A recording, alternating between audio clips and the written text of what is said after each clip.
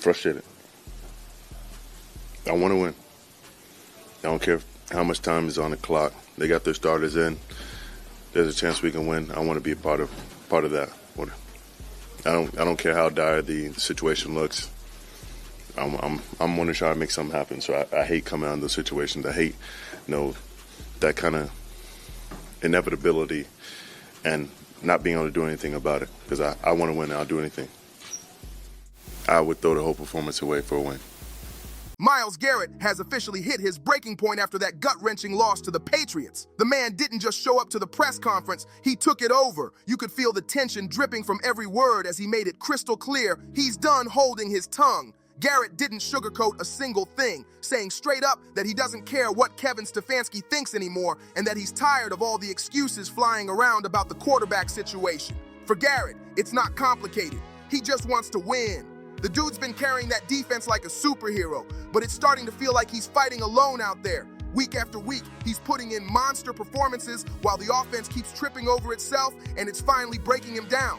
You could see it in his body language. This isn't just frustration anymore. It's pure exhaustion mixed with disappointment. On the sidelines, Garrett's emotions boiled over. Cameras caught him kicking equipment, shaking his head in disbelief, and pacing like a man who's just had enough. It wasn't a tantrum, it was a wake-up call. When reporters pressed him about the offense after the game, he didn't dodge a thing. He admitted the same questions keep coming up every week, and instead of answers, things just keep spiraling. Even though Myles Garrett didn't name names, everyone knew exactly who he was talking about. His words hit like a thunderclap aimed straight at Kevin Stefanski and Dillon Gabriel. You could feel the tension in the room. This wasn't just frustration, it was years of patience snapping all at once. Garrett made it crystal clear that he's done with the pity talk surrounding the rookie quarterback situation. No one in the NFL gets sympathy for being young. You either show up or get shown the door. He didn't mince a single word. Garrett said it's simple. Every player in this league is paid to perform. Age, experience, or learning the system doesn't matter when you're under those bright lights. You've got to deliver or get left behind. And right now, Gabriel's not delivering. The message was loud. The time for excuses is over. But Garrett didn't stop there. Not even close. He turned that same fire toward Kevin Stefanski, and it got real uncomfortable. He slammed the constant losing streak and took a jab at Stefanski for not bringing in Shedeur Sanders, a move he believes could have flipped the entire season upside down. Imagine the chaos if that had happened. Garrett called out the stale, predictable play calling and said watching the same kind of losses pile up week after week is draining the life out of the locker room. The man's tired. Tired of talk, tired of bad plans, and tired of wasted potential. Myles Garrett didn't just vent, he broke it all down with brutal honesty. He said the Browns keep losing in the exact same way, week after week, like they're stuck in some never-ending rerun. No adjustments, no improvement, just the same painful script playing out on repeat. You could hear the anger in his voice when he talked about how the defense keeps locking teams down while the offense collapses like a house of cards. Garrett said it himself. The defensive line keeps doing their job, but the quarterback is left stranded, helpless, with no rhythm and no fight. He didn't hold back on Dillon Gabriel either. Garrett pointed out that Gabriel keeps throwing based on assumptions, not awareness, tossing balls to spots that the receivers never even reached. That kind of mistake doesn't just kill drives, it kills morale. And make no mistake, those comments were more than subtle. They were a direct shot at both Gabriel's shaky execution and Stefanski's flat offensive game plan. The tension in that locker room is thick enough to cut with a knife. If Stefanski doesn't get control of this team soon, his seat's about to get red hot. No team is going to care that we have young guys. Guys around the league, young or old, are expected to make plays. And we had young guys step up and do that. But there's no expectation of you when you come in. There's less expected of you or more expected of you. Hot. And honestly, Garrett has every right to be fuming. The man just delivered one of the best games of his entire career. 5 sacks, including 2 clutch ones that straight up saved touchdowns. He's out there putting on a masterclass while the offense keeps wasting his grind. It's a brutal reality check for Myles Garrett. He's out there dominating while the rest of the squad keeps dragging their feet. The man's stacking up highlight reels, but his teammates can't seem to match his fire. And now, after Garrett's explosive criticism of both Kevin Stefanski and Dillon Gabriel following that crushing loss to the Patriots, things have officially hit boiling point. Stefanski's not sitting back quietly. He's firing shots of his own. In his post-game interview, the coach made it very clear who he thought cost them the game. He pointed straight at Dillon Gabriel's 2 costly turnovers and said those plays flipped the entire script. Those mistakes weren't small.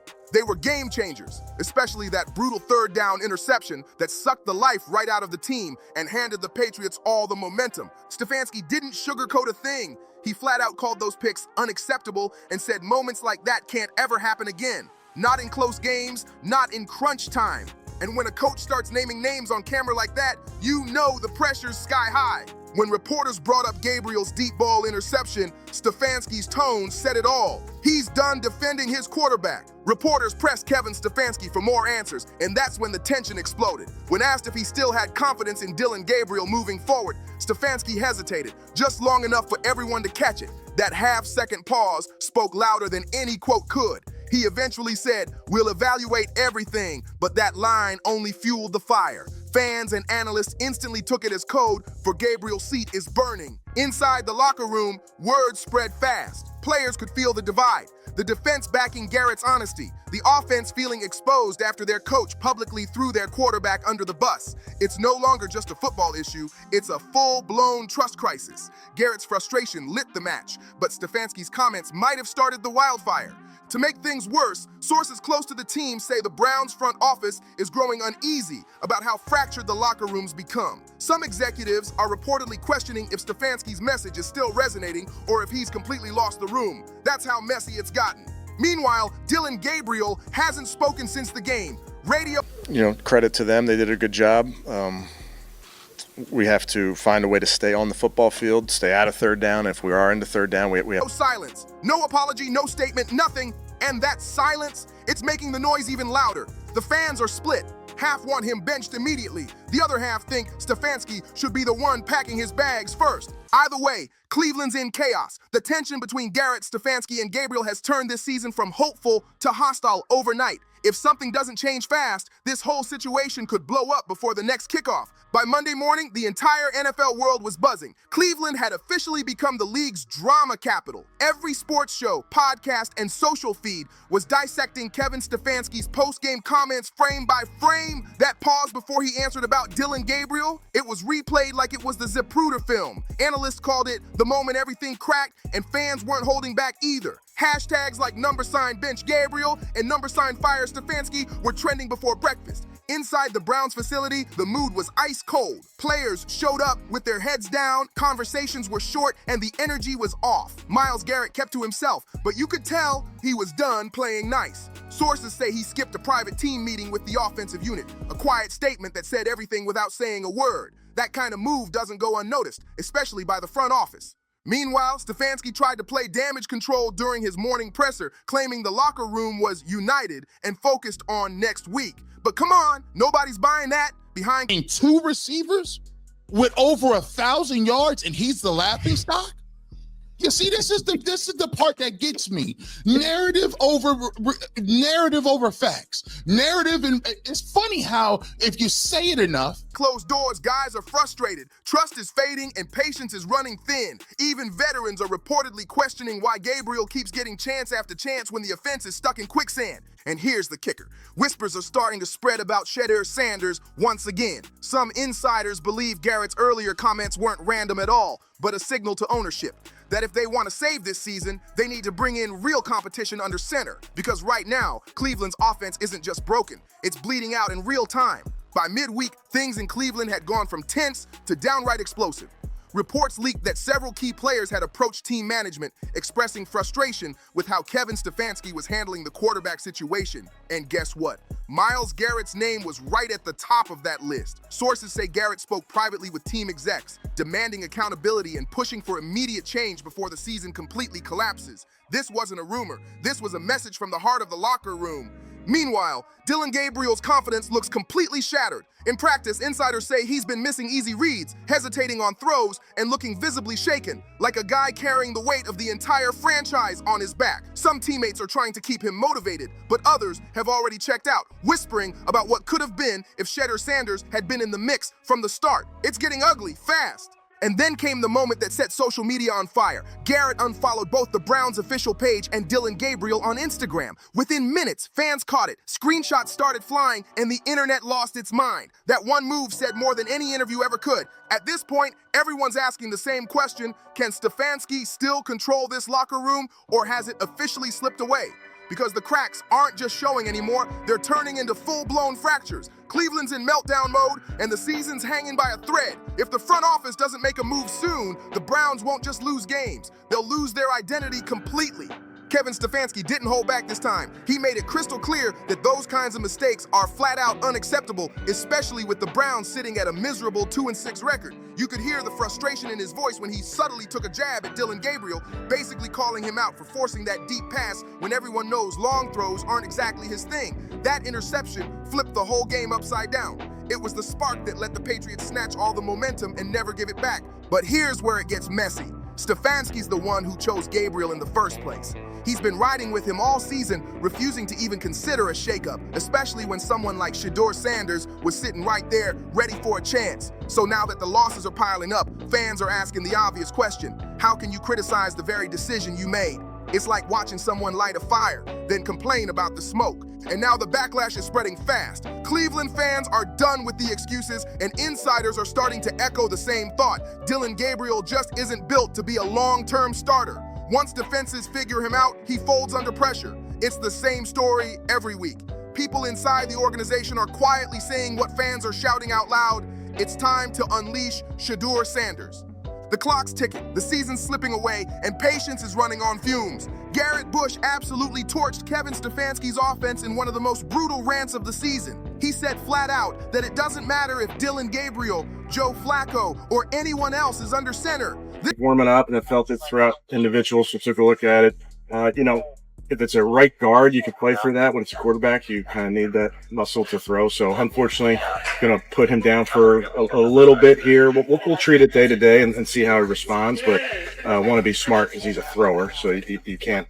This offense is just plain terrible, and honestly, he's not wrong. Bush went in on Stefanski, saying that after all these years, the coach still hasn't built anything that actually works. Every season feels like the same movie on repeat. Solid defense, wasted offense, and Stefanski still playing stubborn with his playbook. Bush didn't stop there either. He said what a lot of people have been whispering for weeks: Kevin Stefanski is purposely holding Shedeur Sanders back. According to Bush, Stefanski knows giving Sanders a shot could expose everything that's wrong with his system, that maybe the problem isn't the quarterbacks, it's him. That's why, Bush argued, the only real fix is a full reset. Fire Stefanski, bring in new leadership, and finally give this team a fresh start. And honestly, it's hard to disagree, because it's becoming more and more obvious that Stefanski's been keeping Sanders in the shadows. Reports even claim he blocked Sanders from being on the game day roster, spreading fake injury rumors just to keep him benched. He told reporters that Sanders had back issues after the final practice, but insiders said the rookie walked off the field looking perfectly fine.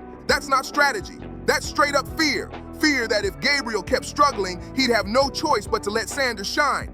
Now, let's take a look at what Kevin Stefanski had to say, because his words just added more fuel to the fire. Instead of owning up to the chaos or making the tough calls this team desperately needs, Stefanski is doubling down on the same stubborn choices that got the Browns into this mess in the first place. His ongoing effort to keep Shedeur Sanders glued to the bench is officially backfiring, and fast. Rather than addressing the obvious issues, the predictable offense, the fading locker room energy, and the ugly losing streak, Stefanski's reportedly been spreading false injury stories just to justify leaving Sanders off the roster. It's wild. That kind of move doesn't just raise eyebrows, it destroys trust. Players can see what's happening, and the frustration is boiling over. Myles Garrett's explosive press conference wasn't just emotion, it was the sound of the locker room cracking. Garrett's a leader, a grinder, and a guy who leaves everything on that field. But even he's hit his limit. When your defensive captain starts calling out the staff on camera, it's not drama, it's a warning shot. And he's not alone. Word around the facility is that several players share his feelings. They're tired of empty speeches and tired of watching winnable games slip away because of poor decisions. Stefanski's refusal to give Sanders a real chance has become the biggest story in Cleveland, and it's poisoning the locker room from the inside out. At this point, it's not just about swapping quarterbacks, it's about transforming the entire mentality of this franchise. The Browns don't just need a new game plan, they need a reality check. Because if things don't turn around soon, Kevin Stefanski's time in Cleveland might be running on borrowed minutes. The patience from fans, players, and even the front office is wearing dangerously thin, and one more ugly loss could be the breaking point. So tell me, where do you stand on all this? Do you side with Myles Garrett and his frustration boiling over, or do you think Stefanski's decisions are somehow justified? Should Shedeur Sanders have already been given his shot under center, or is there more behind the scenes that we're not seeing? How long can this team keep stumbling before someone finally steps up and makes the big call? Drop your thoughts down in the comments right now. I want to hear it all. Don't forget to like, subscribe, and share, because this Brown saga is only getting crazier from here. Stay tuned. We've got more fire coming your way in the next one.